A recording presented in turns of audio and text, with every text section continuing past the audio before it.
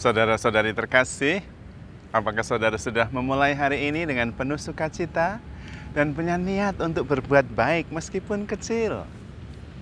Semoga Tuhan memberkati niat baik saudara. Seringkali dalam hidup kita mempertanyakan sesuatu, terutama ketika kita mengalami penderitaan yang sulit dimengerti. Penderitaan yang kadang-kadang tidak disebabkan oleh kesalahan kita. Atau mungkin kesalahan kita tapi kita tidak sadar. Lalu kita bertanya, mengapa Tuhan hal ini terjadi kepadaku? Salah saya apa? Dan biasanya tidak ada jawaban. Saya membayangkan kalau Tuhan menjawab, salah saya apa? Dan Tuhan akan menunjukkan banyak sekali kesalahan kita. Dan kita akan overwhelmed. Karena ternyata kita banyak salahnya. Hanya tidak sadar.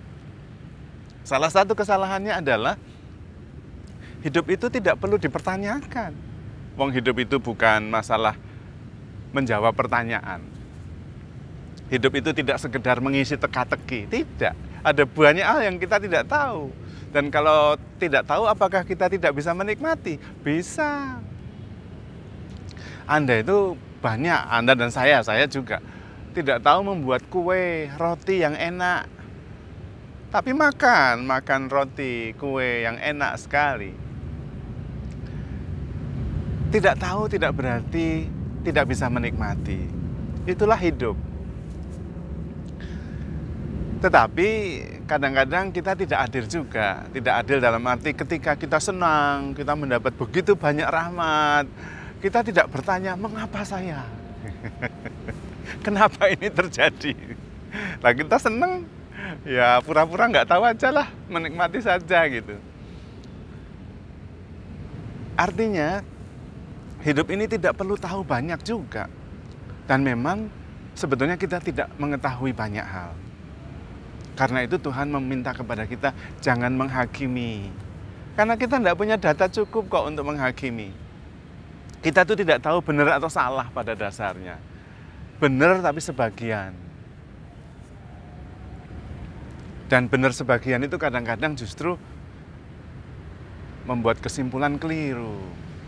Dan konsekuensinya panjang. Maka hidup bukan hanya masalah mengerti, mengetahui, tetapi hidup juga masalah mencintai, memahami, mengalami, merasakan. Wah, itu luar biasa sekali. Seandainya kita itu bisa menerima yang baik maupun yang buruk, tentu hidup ini jauh lebih membahagiakan. Dijalani dengan penuh sukacita, dengan antusias. Seperti apa yang dikatakan oleh Ayub. Mengapa kita hanya mau menerima yang baik, sementara yang tidak baik tidak mau kita terima? Nggak fair juga sebetulnya. Hidup itu ya baik ya tidak baik. Menyenangkan ada juga tantangannya. Itulah hidup. Kalau kita bisa menerimanya, kita bisa mensyukurinya. Dan bersyukur bahwa kita hidup dan mengalami. Ada sebuah film, ya ini film, tetapi untuk membantu kita saja supaya menjadi lebih jelas yang saya maksudkan.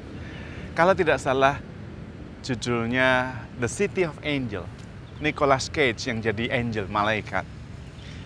Dan ketika Nicolas Cage mau menjemput seseorang untuk kembali kepada Bapa, dia bertemu dengan seorang wanita. Dan kemudian dia ingin menjadi manusia. Tetapi ketika ingin menjadi manusia, Tuhan mengatakan, nanti kalau kamu jadi manusia, kamu mortal loh, kamu bisa mati loh. Dan dia mengatakan, nggak apa-apa, saya mau merasakan menjadi manusia. Merasakan bagaimana dicintai, mencintai, dan merasakan ya menjadi manusia dengan badan dan perasaan dan pikirannya. Tapi nanti kamu bisa sakit loh, bisa sakit hati juga loh. Bisa menderita juga loh, karena kamu berbadan, berjiwa. Sementara malaikat hanya murni roh. Enggak apa-apa, saya juga ingin merasakan menderita itu seperti apa. Lihat, malaikat saja ingin jadi manusia coba. Karena ingin merasakan menjadi manusia itu luar biasa. Bahkan ingin merasakan menderita itu seperti apa. Lah kalau kita bisa menerima yang menggembirakan, menerima yang membuat kita menderita, lah kan berarti hidup itu penuh dengan penerimaan. Dan kalau kita bisa menerima, kita bisa mensyukurinya. Maka Ayub itu benar. Kenapa kita mau menerima hanya keberuntungan saja? Sementara kemalangan kita tidak mau. Lah tidak utuh.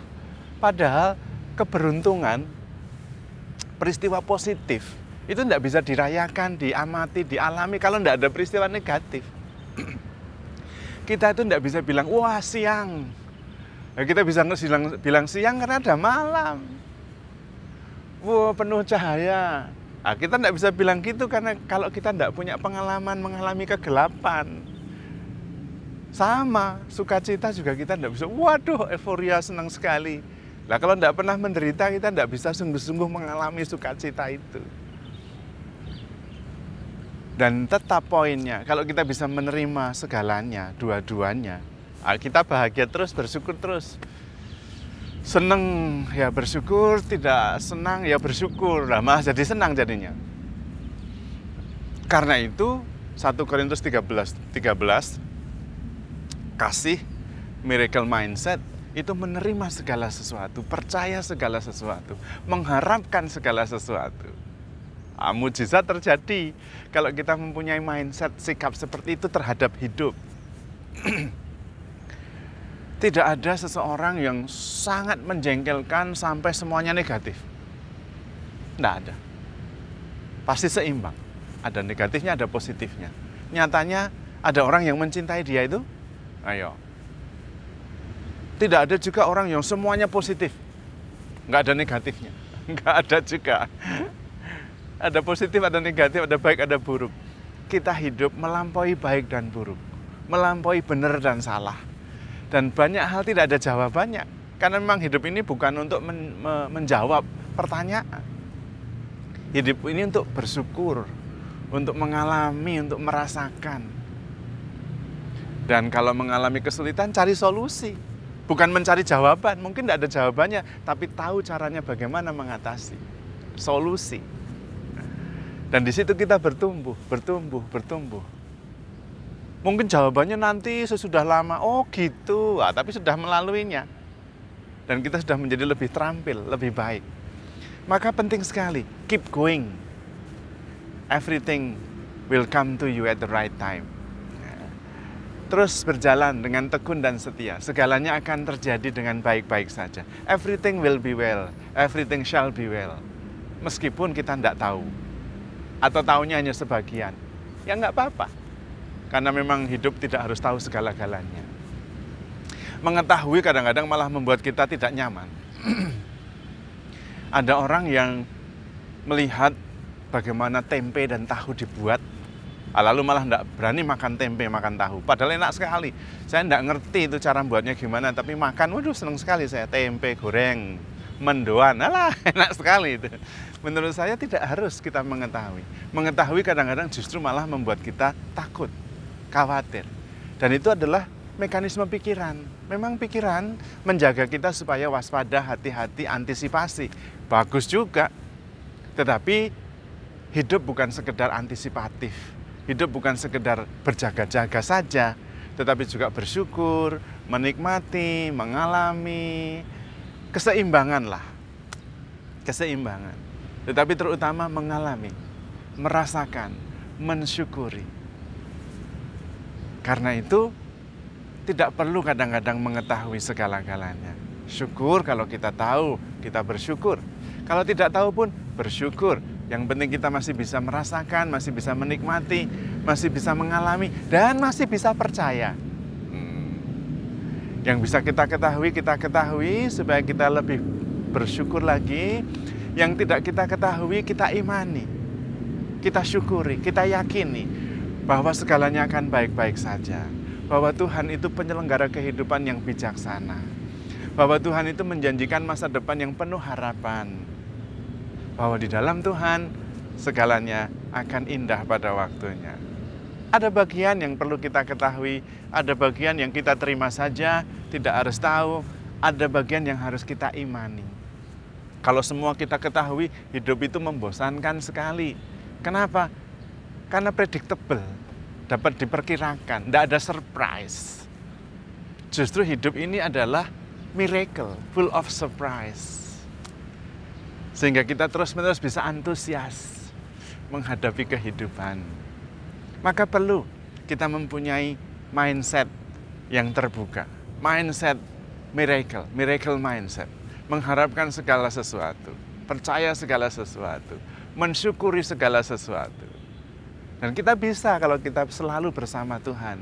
Dan bukankah Tuhan sudah menjanjikan hal itu? Aku akan menemani engkau sampai akhir zaman, Immanuel. Karena aku sangat mengasihimu. Maka mari kita menjalani hidup ini dengan penuh antusias, penuh syukur. Tidak harus tahu, tidak apa-apa. Karena kita menjalaninya dengan antusias, karena kita dengan perasaan penuh cinta. Dicintai oleh Tuhan, mencintai kehidupan, dan ditemani oleh Tuhan. Sehingga kita bisa menghadapi kehidupan ini dengan penuh semangat, antusiasme, penuh rasa syukur. Karena kita begitu dicintai oleh Tuhan. Maka handle yourself with care because you are loved. Tuhan memberkati.